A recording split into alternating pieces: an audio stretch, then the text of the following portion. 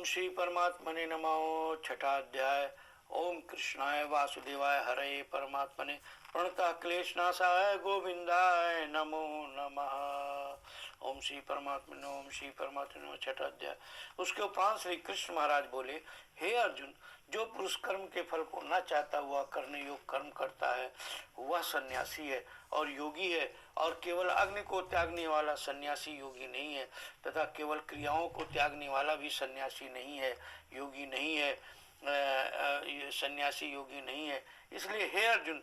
जिसको संसार ऐसा कहते हैं उसको तू योग जान, क्योंकि संकल्पों को न त्यागने वाला कोई भी पुरुष योगी नहीं होता। समत्व बुद्धि रूप योग में आरूढ़ होने की इच्छा वाले मननशील पुरुष के लिए योग की प्राप्ति में निष्काम भाव से कर्म करना ही हेतु कहा गया है, और योगारूढ़ हो जाने पर उस योगारूढ़ पुरुष के लिए सर्व संकल्पों का अभाव ही कल्याण में हेतु कहा गया है। जिस काल में न तो इंद्रियों के भोगों में आसक्त होता तथा न कर्मों में ही आसक्त होता है, उस काल में सर्व संकल्पों का त्यागी पुरुष योगारूढ़ कहा जाता है। यह योग रूढ़ता कल्याण में हेतु कही गई है। इसलिए मनुष्य को चाहिए कि अपने द्वारा अपना संसार समुद्र से उद्धार करे और अपनी आत्मा को अधोगति में न पहुंचावे, क्योंकि यह जीवात्मा आप ही तो अपना मित्र है और आप ही अपना शत्रु है, अर्थात और कोई दूसरा शत्रु या मित्र नहीं है। उस जीवात्मा का तो वह आप ही मित्र है कि जिस जीवात्मा द्वारा मन और इंद्रियों सहित शरीर जीता हुआ है, और जिसके द्वारा मन और इंद्रियों सहित शरीर नहीं जीता गया है, उसका वह आप ही शत्रु के सदृश शत्रुता में बरतता है। हे अर्जुन, सर्दी गर्मी और सुख दुखादिकों में तथा मान और अपमान में जिसके अंतःकरण की वृत्तियां अच्छी प्रकार शांत हैं अर्थात विकार रहित हैं, ऐसे स्वाधीन आत्मा वाले पुरुष के ज्ञान में सच्चिदानंद घन परमात्मा सम्यक प्रभाव से स्थित है, अर्थात उसके ज्ञान में परमात्मा के सिवा अन्य कुछ है ही नहीं। ज्ञान विज्ञान में तृप्त है, अंतःकरण जिसका तथा विकार रहित है, स्थिति जिसकी और अच्छी प्रकार जीती हुई है, इंद्रियां जिसकी तथा समान है मिट्टी पत्थर और सुवर्ण जिसके, वह योगी युक्त अर्थात भगवत की प्राप्ति वाला है, ऐसे कहा जाता है। जो पुरुष सुहृदय मित्र बैरी उदासीन मध्यस्थ द्वेषी और बंधु गुणों में तथा धर्मात्माओं में और पापियों में भी समान भाव वाला है, वह अति श्रेष्ठ है। इसलिए उचित है कि जिसका मन और इंद्रियों से शरीर जीता हुआ है, ऐसा वासना रहित और संग्रह रहित योगी अकेला ही एकांत स्थान में स्थित हुआ निरंतर आत्मा को परमेश्वर के ध्यान में लगावे। शुद्ध भूमि में कुशा मृगशाला और वस्त्र है उपरोपरि, जिसके ऐसे वो अपने आसन को न अति ऊंचा और न अति नीचा स्थित स्थापन करके और उस आसन पर बैठकर तथा मन को एकाग्र करके चित्त और इंद्रियों की क्रियाओं को बस में किया हुआ अंतःकरण की शुद्ध के लिए योग का अभ्यास करे। उसकी विधि इस प्रकार है कि काया सिर और ग्रीवा को समान और अचल धारण किए हुए दृढ़ होकर अपनी नासिका के अग्रभाग को देखकर अन्य दिशाओं को न देखे, देखता हुआ और ब्रह्मचर्य के व्रत में स्थित हुआ भय रहित तथा अच्छे प्रकार शांत और अंतःकरण वाला और सावधान होकर सबको वश में करके मेरे में लगे हुए चित्त वाला और परायण हुआ स्थित हुए। इस प्रकार आत्मा को निरंतर परमेश्वर के स्वरूप में लगाता हुआ स्वाधीन मन वाला योगी मेरे में स्थित रूप परमानंद पराकाष्ठा शांति रूप को प्राप्त होता है, परंतु पराकाष्ठा वाली शांति को प्राप्त होता है। परंतु हे अर्जुन, यह योग न तो बहुत खाने वालों का सिद्ध होता है और न बिल्कुल खाने वालों का, तथा न अति शयन करने वालों का और न अत्यंत जागने वालों का ही सिद्ध होता है। यह दुखों का नाश करने वाला योग तो यथा योग आहार और विहार करने वाले का तथा कर्मों में यथा योग चेष्टा करने वाले का और यथा योग शयन करने तथा जागने वाले का ही सिद्ध होता है। इस प्रकार योग के अभ्यास से अत्यंत वश में किया हुआ चित्त जिस काल में परमात्मा में ही भली प्रकार स्थित हो जाता है, उस काल में संपूर्ण कामनाओं से स्पृहा रहित हुआ पुरुष योग युक्त कहा जाता है। जिस प्रकार वायु रहित स्थान में स्थित दीपक चलायमान नहीं होता है, वैसा ही उपमा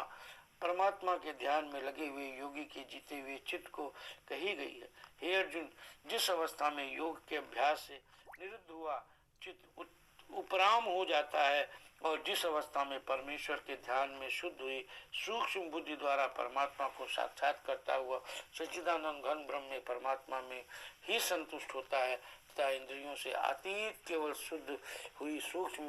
बुद्धि द्वारा ग्रहण करने योग जो अनंत आनंद है उसको जिस अवस्था में अनुभव करता है और जिस अवस्था में स्थित हुआ वह योगी भगवत स्वरूप से नहीं चलायमान होता है और परमेश्वर की प्राप्ति रूप जिस लाभ को प्राप्त होकर उससे अधिक दूसरा कुछ भी लाभ नहीं मानता है और भगवत प्राप्ति रूप जिस अवस्था में स्थित हुआ योगी बड़े भारी दुख से भी चलायमान नहीं होता है। जो दुख रूप संसार के संयोग से रहित तथा जिसका नाम योग है उसको जानना चाहिए कि वह योग न उकताए हुए चित्त से अर्थात तत्पर हुए चित्त से निश्चय पूर्वक करना कर्तव्य है। इसलिए मनुष्य को चाहिए कि संकल्प से उत्पन्न होने वाली संपूर्ण कामनाओं को निशेषता से अर्थात वासना और आसक्ति सहित त्याग कर और मन के द्वारा इंद्रियों के समुदाय को सब ओर से अच्छी प्रकार बस में करके क्रम से अभ्यास करता हुआ उपरामता को प्राप्त हुए तथा धैर्य युक्त बुद्धि द्वारा मन को परमात्मा में स्थित करके परमात्मा के सिवा और कुछ भी न चिंतन करे। परंतु जिसका मन बस में नहीं हुआ हो उसको चाहिए कि वह स्थिर न रहने वाला और चंचल मन जिस कारणों से सांसारिक पदार्थों में विचरता है उससे रोककर बारंबार परमात्मा में ही निरोध करे। क्योंकि जिसका मन अच्छी प्रकार शांत है और जो पाप से रहित है अर्थात जिसका रजोगुण शांत हो गया है ऐसे इस सच्चिदानंद घन ब्रह्म के साथ एक ही भाव हुए योगी को अति उत्तम आनंद प्राप्त होता है। वह पाप रहित योगी इस प्रकार निरंतर आत्मा को परमात्मा में लगाता हुआ सुख पूर्वक पर ब्रह्म परमात्मा की प्राप्त रूप अनंत आनंद को अनुभव करता है। हे अर्जुन, सर्वव्यापी अनंत चेतन में एक ही भाव से स्थित रूप योग से युक्त हुए आत्मा वाला तथा सब में समभाव से देखने वाला योगी आत्मा को संपूर्ण भूतों में बर्फ के जल के सदृश व्यापक देखता है और संपूर्ण भूतों को आत्मा में देखता है। अर्थात जैसे स्वप्न से जगा हुआ पुरुष स्वप्न के संसार को अपने अंतर्गत संकल्प के आधार देखता है वैसे ही वह पुरुष संपूर्ण भूतों को अपने सर्वव्यापी अनंत चेतन आत्मा के अंतर्गत संकल्प के आधार देखता है। जो पुरुष संपूर्ण भूतों में सबके आत्म रूप मुझ वासुदेव को ही व्यापक देखता है और संपूर्ण भूतों को मुझ वासुदेव के अंतर्गत देखता है उसके लिए मैं अदृश्य नहीं हूँ और वह मेरे लिए अदृश्य नहीं है क्योंकि अदृश्य नहीं होता है क्योंकि वह मेरे में एक ही भाव से स्थित है। इस प्रकार जो पुरुष एक ही भाव में स्थित हुआ संपूर्ण भूतों से आत्म रूप में स्थित मुझ सच्चिदानंद घन वासुदेव को भजता है वह योगी सब प्रकार से वर्तता हुआ मेरे में ही वर्तता है क्योंकि उसके अनुभवों में मेरे सिवा अन्य कुछ है ही नहीं। हे अर्जुन, जो योगी अपनी सादृश्यता से संपूर्ण भूतों में सम देखता है और सुख तथा दुख को भी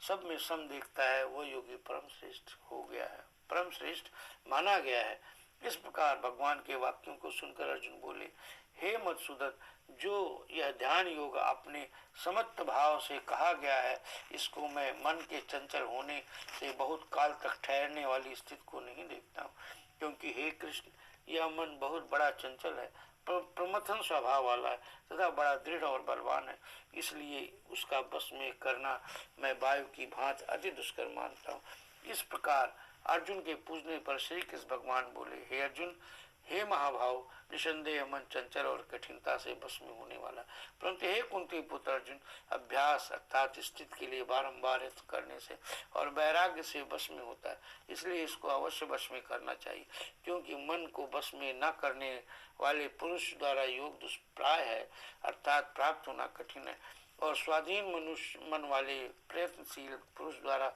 साधन करने से प्राप्त होना सहज है। यह मेरा मत है। इस पर अर्जुन बोले, हे कृष्ण, योग से चलायमान हो गया है मन जिसका, ऐसा शिथिल यत्न वाला श्रद्धायुक्त पुरुष योग की स्थिति को अर्थात भगवत साक्षात्कार को न प्राप्त होकर किस गति को प्राप्त होता है। हे महाभाव, क्या यह भगवत प्राप्त के मार्ग में मोहित हुआ